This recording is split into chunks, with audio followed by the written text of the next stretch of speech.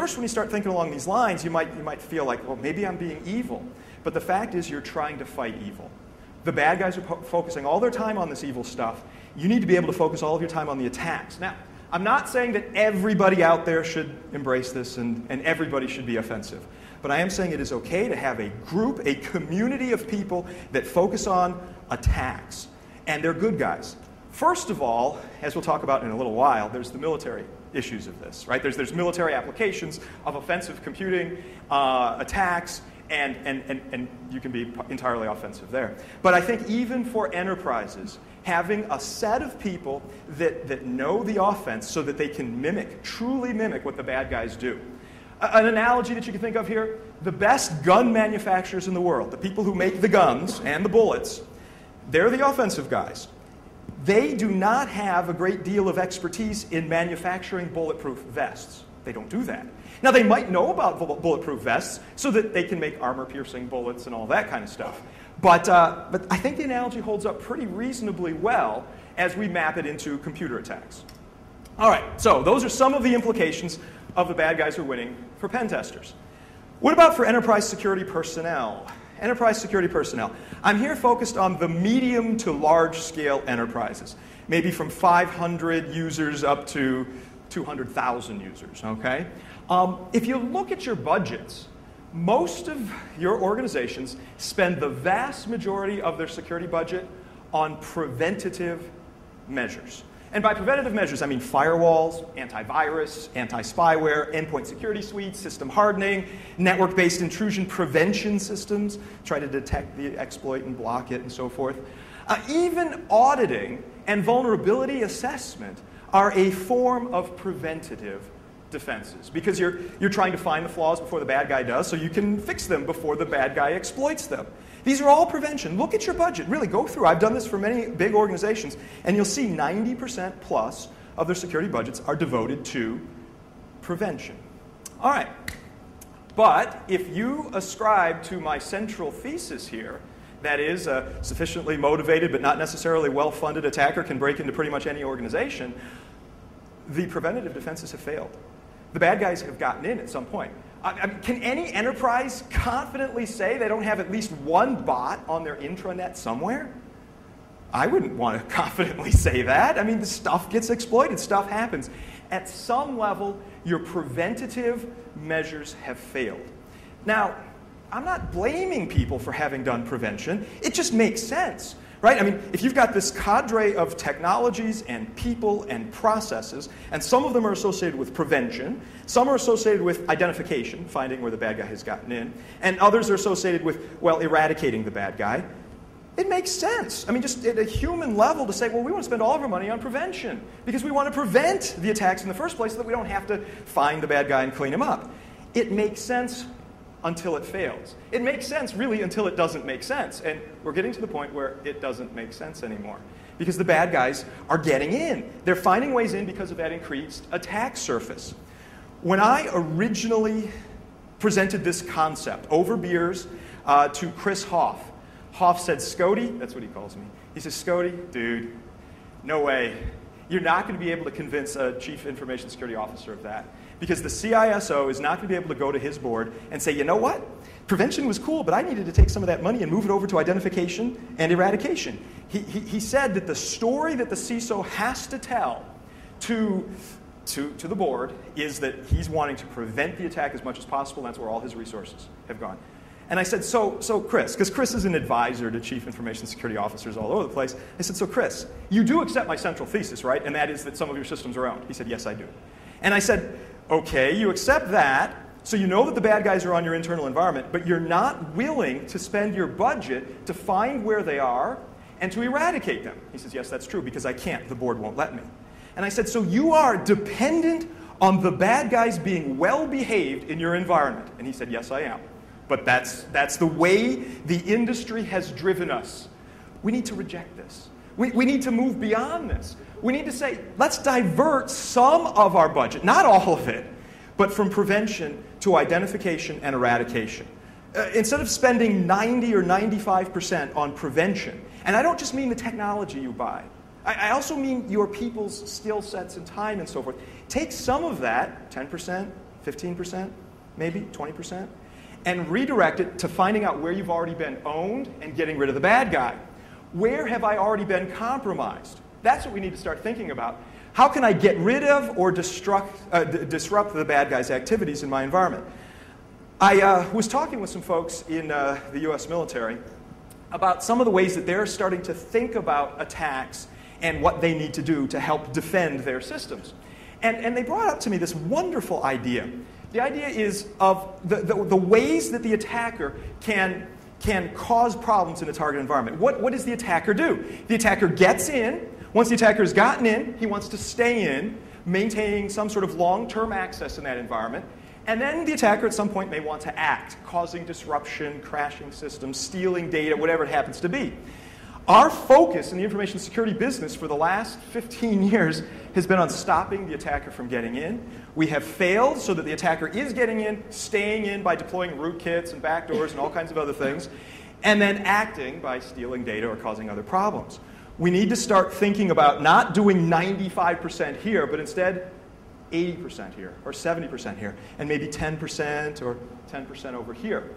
The nice thing, though, is the attacker will often get careless and reveal himself. Not all of them. If they're very, very good, they can be very subtle. But we can find them. It kind of reverses the asymmetry problem. This is a very asymmetric thing in the favor of the bad guy. Here, we still have to look for the bad guy in a lot of different places. But if the bad guy wants to take action, he's going to reveal where he is. All right? So, how, as an enterprise security professional, can you start to think about and start to articulate to your management this focus change from entirely prevention to prevention mixed with some good identification and eradication? Intrusion detection systems. IDS, yeah.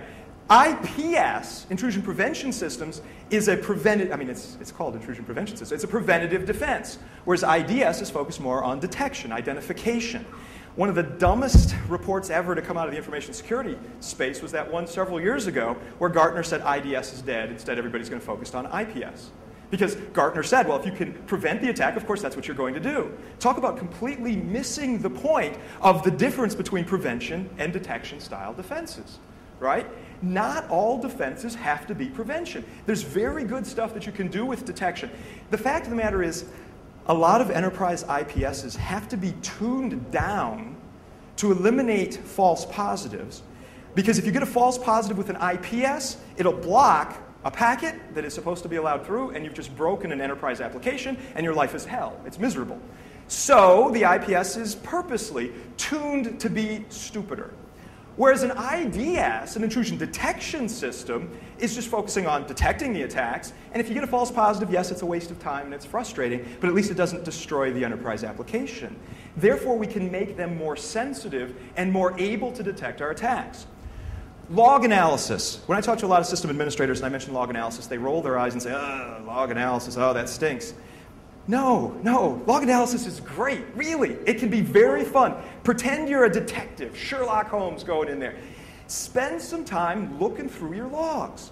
Look at it. Now, sometimes when I say that, an enterprise security guy or maybe a system administrator will say, dude, I don't have time to look through all my logs. And I say, well, how much time do you spend now? Well, none. All right, well, do 1 hour per week. That's all I ask for, 1 hour per week, and start looking through your logs. Then they'll often respond saying, dude, I get 40 gigs of logs every week. I can't look through 40 gigs of logs in an hour. And then I'll always come back and I'll say, well, how much time do you spend now? None. Okay, so 1 hour a week in 40 gigs is better than 0 hours a week in 40 gigs of logs. And they say, but I can't possibly look through everything. And I respond back saying, but you're an intelligent person, right? And they always agree. Yes, I'm a very intelligent person. Dude, grep-v is your friend. Grep-v. That means I want to find all lines that do not have the given string. And you're an intelligent person, so you're going to gradually know what your normal logs look like, so you're going to be able to grep-v and throw out the normal stuff. Grep-v, pipe through grep-v, pipe through grep-v, till you get something really interesting. Some people will say to me, I don't have $100,000 to spend on a log analysis tool. Nonsense. Look, if you have $100,000 to spend on log analysis, that's awesome. Good for you. There's some great stuff out there. But don't let the lack of a budget for log analysis prevent you from using grep to go through your logs. Really, I'm advocating grep as a log analysis tool, but I'm telling you, it works. You can find stuff, even in just an hour, especially as you do this every week, week in and week out, you become much more familiar with your organization. You become a better information security professional. Look for anomalous traffic, strange things in your environments. Honeypots, free open source honeypots like HoneyD or the tiny honeypot, THP. HoneyD by Niels Provost, THP by a good friend of mine, George Bakos. Fantastic stuff. It's free. Set it up. Put those on your internal networks and try to detect where the bad guys might be. Or tar pits, written by my colleague, Tom Liston. The La Brea tar pit, fantastic tool, free, open source. Put it in an environment so that it can absorb anomalous traffic and attacks and give you a vision into what the bad guys in your midst are already doing. Then clean up. It's not all about detection, too. There's detection and eradication.